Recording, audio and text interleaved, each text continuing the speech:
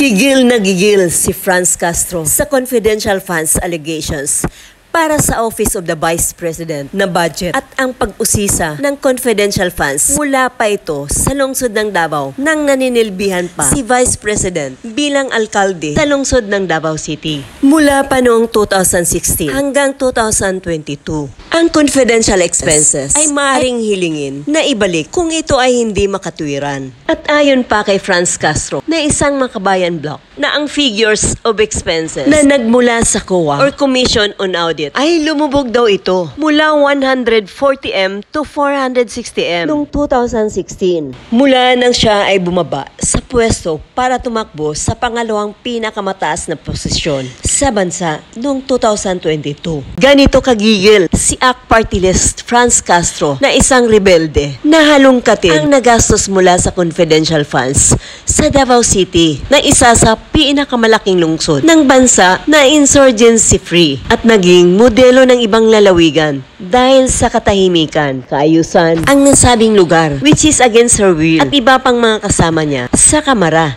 dahil nasa kaayusan na ang lugar ay mahirapan na silang makapag-recruit upang sumapi sa kanilang samahan.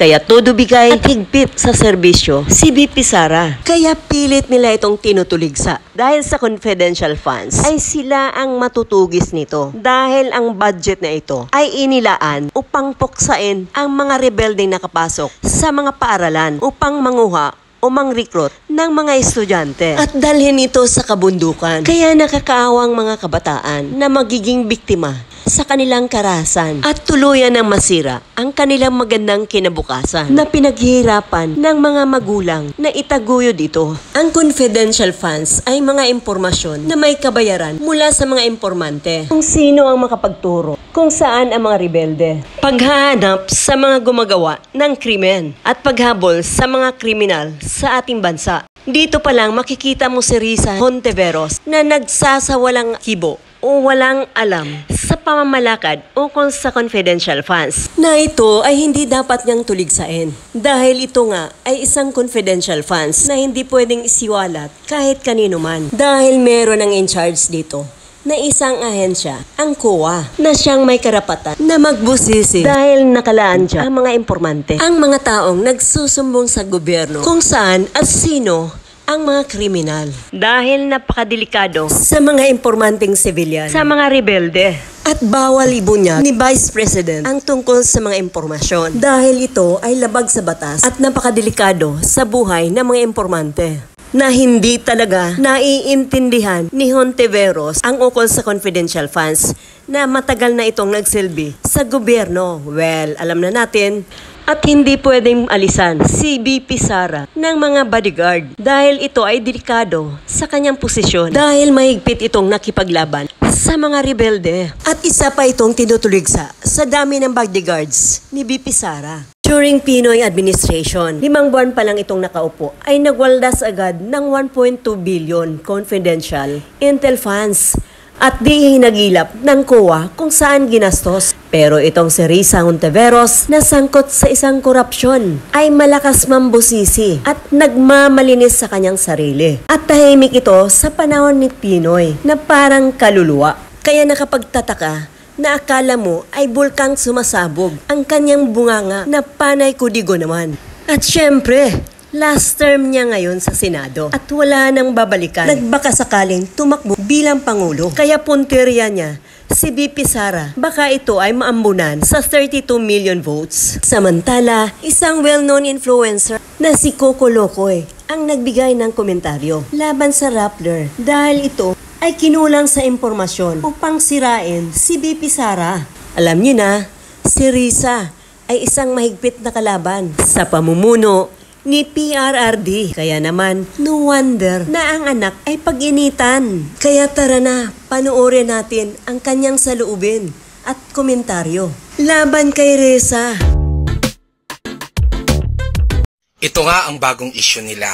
Tumaas daw ng tumaas ang paggamit ng confidential fund ng Davao City noong si VP Sara ang umupo. Sagutin natin. Let's do this. The Davao City government's annual confidential expenses ballooned from 144 million pesos in 2016 to 460 million pesos when Vice President Sara Duterte was the city's mayor. Documents show the local government had set aside 144 million pesos for confidential expenses in 2016, which was approved under the mayorship of Rodrigo Duterte. During Sara's administration in 2017, Davao City's confidential expenses more than doubled to 293 million pesos. In 2018, it increased again to 420 million pesos and grew again in 2019 to 460 million pesos. It remained fixed at that amount for the years 2020, 2021, and 2022. So ayun nga, tumaas ng tumaas ang paggamit ng confidential funds ni VP Sara ngayon noong mayor pa siya.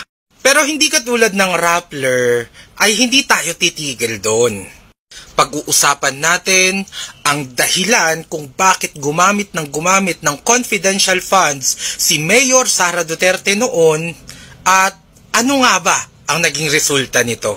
Sinubukan noon ni dating Pangulong Rodrigo Duterte nung nakaupo pa siya bilang mayor na kausapin at pakiusapan ang mga NPA na magbalik loob na lang sa gobyerno.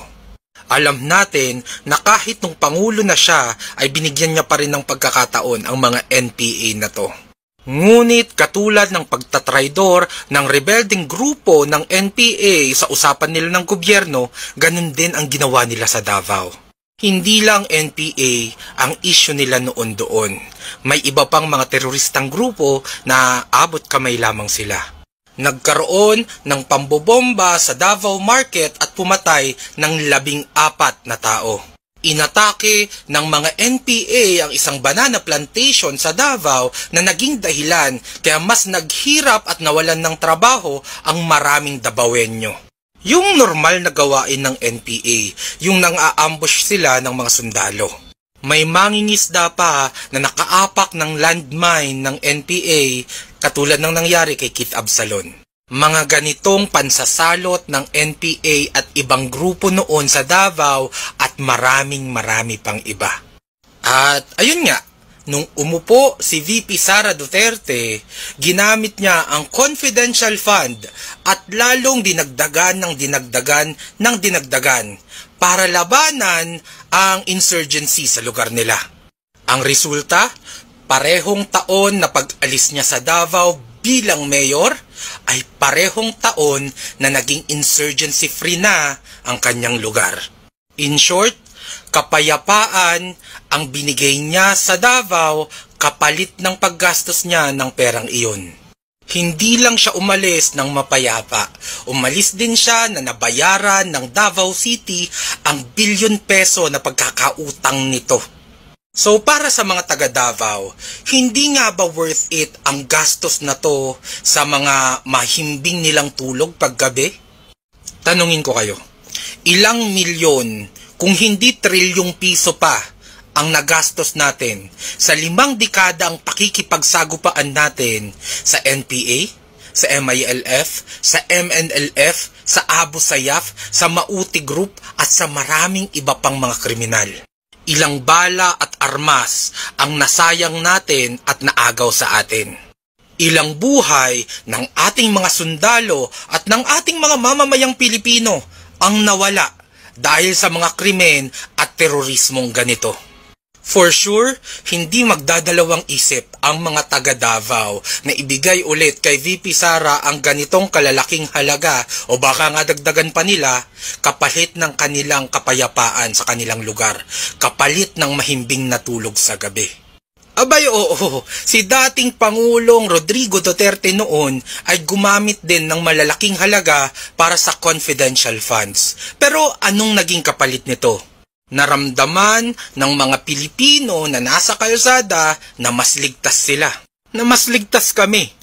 Hindi man naubos pero ramdam namin na kumonti na talaga ang droga sa aming mga lugar. Kumonti ang krimen. Humina ng humina ang NPA.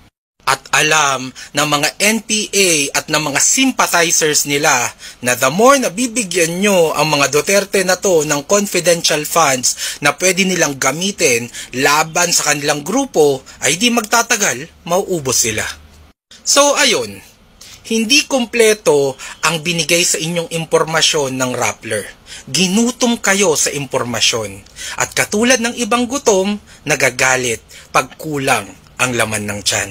Sa video na to, ngayon alam nyo na ang dahilan kung bakit ganito at anong naging resulta ng paggastos ng pera. 125 million in 11 days. Sa akin, kung pwedeng mas malaki pa ang ibigay natin at mas mabilis pa niyang maipatupad ang kanyang mga programa na alam ko nilalabanan niya ang mga grupong gumagawa ng masama sa ating mga mamamayan, dagdagan pa yan.